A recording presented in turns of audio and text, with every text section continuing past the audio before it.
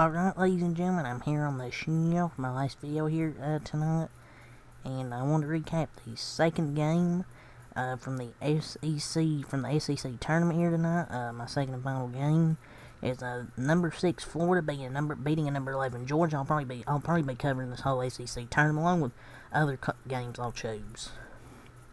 But I'll still do every conference championship game besides the Big Sky because it was like at 11:30. I didn't want to stay up till like 1 o'clock.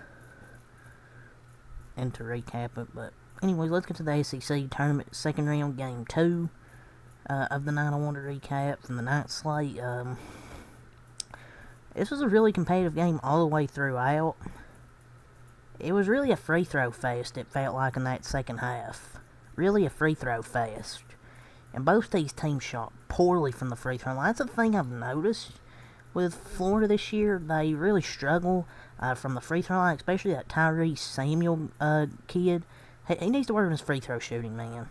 He was like 5 of 17 tonight from the free throw line. You got to work on his free throws, Mr. Samuel, because they shot 41 free throws. Georgia shot 27 free throws. So many fouls were called in that second half. There was at least like 20-something. It just wasn't enjoyable, that second half, I thought. I know it was just back and forth competitive, but Georgia was getting easy buckets, like Florida's let them score at the end. Florida finally made their free throws when it mattered to put the game away. But it doesn't change the fact they shot really poor from the free throw line the whole game, and at one point they were like 7 of 21. You gotta make your free throws. They're free. It doesn't cost any change. And Georgia missed some key free throws. They were 1 for 6 to start the second half. Missed some key free throws where they could cut into the lead. Florida played a poor half in the first half. They were down 37-34 at halftime. And most of it was just free throws in the second half, it felt like, for Florida. And they were getting some baskets, making some clutch baskets, making the effort plays on the glass. 26 offensive rebounds, had 62 rebounds. Out-rebounded Georgia 62-41. 26 offensive rebounds, getting a lot of second chances. 36 defensive rebounds. So they really dominated Georgia on the glass, which was a key factor. And then getting a good lead to start the second half and outscored them by 8. So a good turnaround in the second half, but they got to make their free throws. They just aren't a great free throw shooting team, but they have to work on that. Because if you want to go far in the NCAA tournament, the little things matter. The free throws, the rebounds. I mean, they can out-rebound any team because they have a lot of tall players, but you got to work on your free throws. If you shoot like that in the tournament, you're not going to go far. You can't shoot 23 of 41 and shoot 50-something% and expect to go far in the tournament. You have to make every single free throw count. But I thought Georgia played a great game. Just ultimately they come up short. So the winner, Florida, now plays Alabama tomorrow night at 9 p.m. Kind of an ugly win, but not to be thrilled about if you're a Florida fan. But this time of the year, all that matters is the win. Like, yeah, it wasn't pretty, but you won the game. Somehow you still won, despite missing 20 free throws. Shooting too many, awful free throws, shooting too many points left out there. They got to get converted. And Clayton Jr. and Samuel were tremendous. Outside the free throw line from Tyrese Samuel, I thought he was tremendous. Something Clayton Jr. I always forget his first name. But he was tremendous. He played great. I thought Georgia played better for the majority of the game, because the refs weren't really that great, but a raggedy win is better than a bad loss.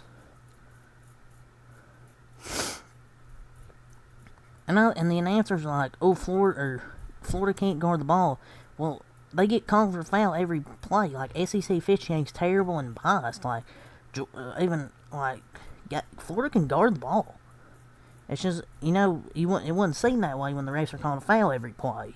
And that's why the second half wasn't as enjoyable as the first half, at least in my opinion. R.J. Melendez done good for Georgia. The first half, their bench really stepped up, had 24 bench points. Melendez hit 2 threes, had 11 points. He had 13 points, that's all, and he only scored 2 in the second half. So they did a good job of containing him. But, Tyree Samuel, 17 points, 15 rebounds. Will Richards, 17 points, 7 rebounds. Pullen, 11 points, 8 assists, 5 rebounds.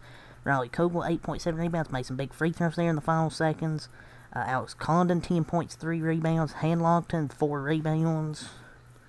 Walter Clayton Jr., 22 points.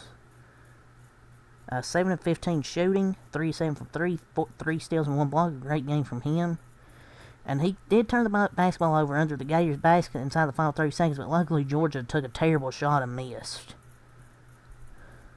Big night for Tyree Samuel finishing around the basket, but it was still Walter Clayton Jr. the Gators guards who sealed the deal. They're a dangerous team in the tournament if they can make their free throws. That's a big piece. They got to make their free throws. That's just my opinion. You got to make your free throws. But Walter Clayton Jr. was great, and Tyree Samuel around the basket. And made their clutch free throws, at least when it counted. Georgia, Thomason, 14 points, 3 assists, 4 rebounds.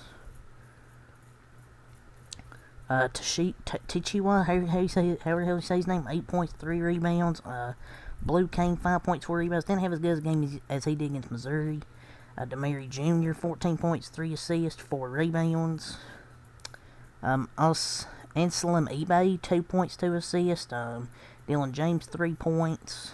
Justin Hill, 13 points, 2 assists. And there was a rough sequence that kind of really cost them. An out-of-control dribble by Justin Hill ended in a turnover, and Florida got an and one. That was a rough sequence down 1. Justin Hill's just not a good player for Georgia. Melendez, 13 points, 4 rebounds. Had a good first half, but got slowed down in the second half. Deloach, 5 points, 2 assists, 5 rebounds. And Sanahara, 3 points. So ultimately, Georgia's season ends. Florida moves on to advance to the next round tomorrow night. So, also some other upsets. Duke got upset against NC State. I want to mention that since I've done all these recaps now. But Duke lost to NC State. Dayton lost. Toledo lost. Some 1 seeds. Richmond, another 1 seed, lost in their conference tournament. The A10 tournament's been crazy as well, with the top 4 seeds have lost, which is insane. That's probably been one of the most shocking tournaments so far as the A10. But that just shows you, any day you could have a bad day in the conference tournament, or just in the NCAA tournament. But yeah, it's really, all I've got to say here, so, till next time, peace, and I'll see you tomorrow night for 4 SEC tournament games, and the Houston, Texas Tech game.